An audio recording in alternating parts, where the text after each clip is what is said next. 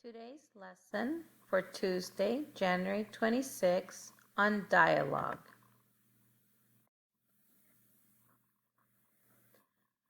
Content objective. I can use commas and quotation marks in dialogue. TEKS 411DX. Language objective. I'll use more and more complex grammar when I write by using punctuation marks in dialogue. You're watching the lesson now. While you're watching the video, you will open your assignment by clicking on the Load in a New Window button right here. You're going to follow my example lesson in this video. You will pause the video to complete each slide of your assignment. And when you're done with slides 6 through 11, then you can click Submit. So when you click here, Dialogue,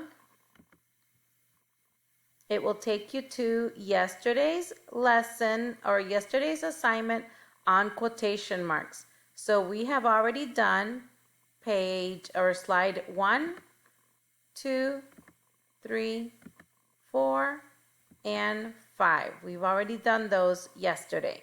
If you have not, you need to go back to yesterday's assignment. That takes us today to slide number 6. Quotation marks, and here are the objectives again that we already read. Okay, slide number 7. Write down what you notice the author did when writing this sentence of someone speaking. What do you notice? All morning, Judy raised her mood ring hand even when she didn't know the answer. Even Mr. Todd noticed the ring. What's that you've got there? He asked Judy. A mood ring, Judy said. It predicts stuff like what mood you're in. Very nice, said Mr. Todd.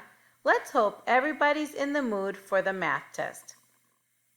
This is an excerpt from the book by Megan McDonald, and the book title is Judy Moody Predicts the Future. So what did you notice? Remember, we are paying attention. Today's assignment is I can use commas and quotation marks in dialogue. So what did you notice about the commas and quotation marks when the author was writing when someone is speaking? If you want, you can use your line tool and underline where someone is speaking. So I will underline the line where somebody is speaking. What's that you've got there? That's somebody speaking. A mood ring. That's somebody speaking. It predicts stuff, like what mood you're in. That's somebody speaking. So now you are going to, and you don't have to underline all of these, but what I do want you to notice is the use of the quotation marks and the use of the comma. Where did the author put a comma? Where did the author put a quotation mark? Go ahead and circle them where the commas and the quotation marks are and explain here in the text box, what do you think is the rule for when to use quotation marks and when to use commas? Go ahead and pause the video while you write and underline and show your work.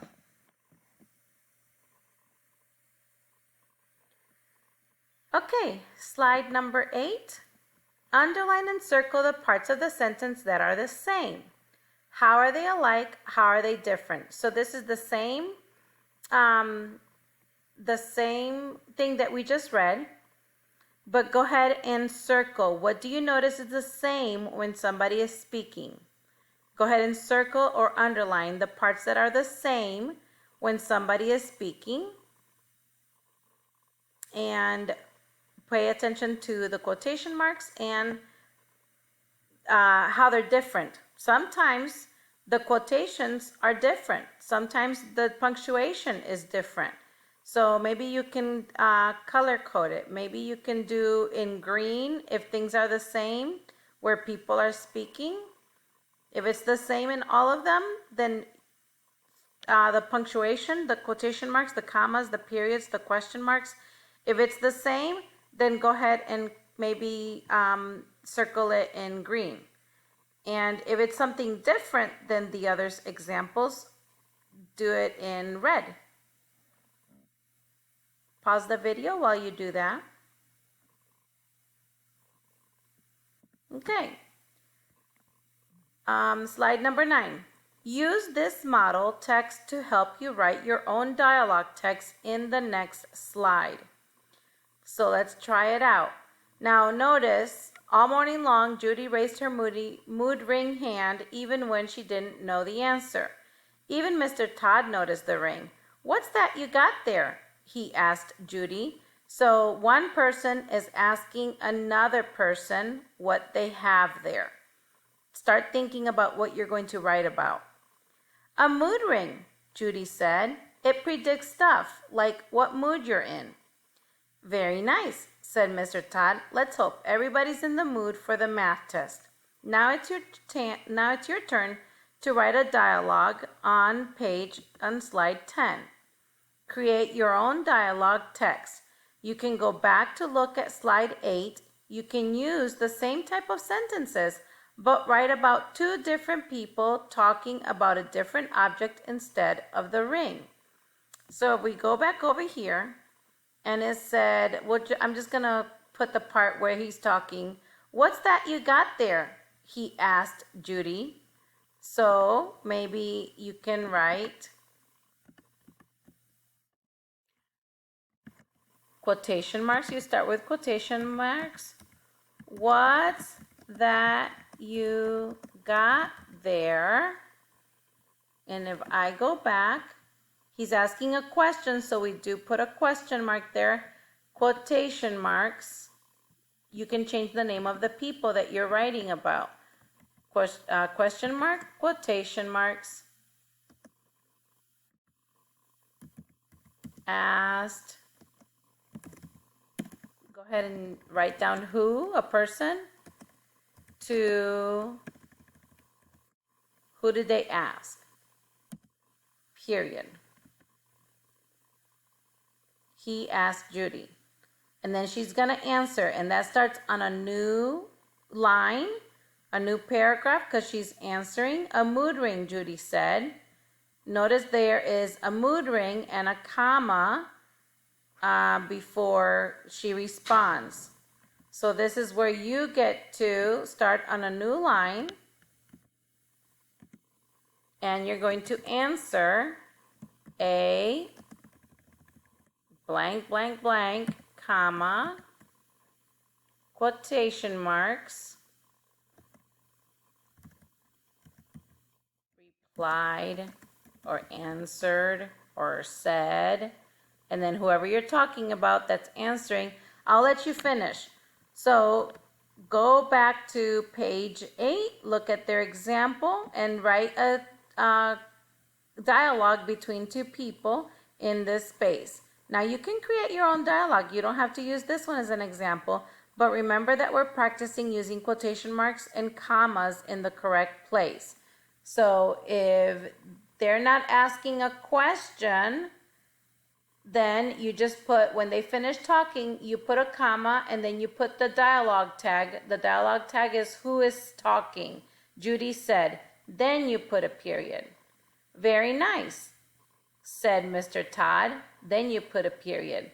So when it's in quotation marks, you put a comma for it to kind of pause, and then you put the dialogue tag, and then you put a period. Okay, you can pause the video while you write on slide number 10. Slide number 11. Now circle what is different or missing in the last two texts. This is the model text that we just read and we've been working with today. And now text 1 looks a little bit different. Go ahead and circle what's different from text 1 from the model text. And then circle what's different or missing from text 2, comparing it to the model text. You can even zoom in and make it bigger so that you can see it better. When you're done with slide 11, then you're going to click submit. Mine says share up here, but you're gonna click submit. If you don't have a submit button, you have share, then you're going to have to go back to your assignment, to your Canvas course, click refresh, load the dialog again, and then you'll have a tab that has the little circle, black and white circle, and then you'll see the submit button for you to submit your work.